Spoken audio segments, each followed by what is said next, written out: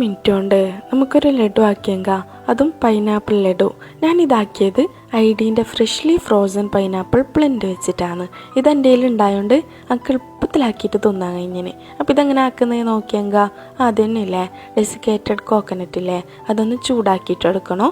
എന്നിട്ടായിട്ട് ഇതിലേക്ക് ഐഡീൻ്റെ pineapple ബ്ലെൻഡും contents മിൽക്കും ഇട്ട് കൊടുക്കുന്നത്. പിന്നെ ഇതിൻ്റെ കറക്റ്റ് മെഷർമെൻറ്റെല്ലാം ഞാൻ താഴെ ഡിസ്ക്രിപ്ഷനിൽ കൊടുക്കുന്നുണ്ടാവേ. ഇതുപോലെ ലോ ഫ്ലെയിമിൽ വെച്ചിട്ട് ഒന്ന് ഡ്രൈ ആക്കിയിട്ട് എടുക്കണം. ഇത് ഒരു 5 മിനിറ്റ് വെച്ചാൽ മതി. അപ്പോൾ തന്നെ ഇങ്ങനെ ഡ്രൈ ആയിട്ട് കിട്ടും. എന്നിട്ടായിട്ട് കയ്യിൽ കുറച്ചൊന്ന് ഓയിലാക്കിയിട്ട് ഇത് നല്ല പാങ്ങിലൊന്ന് ബോൾസ് ആക്കിയിട്ട് എടുക്കണം.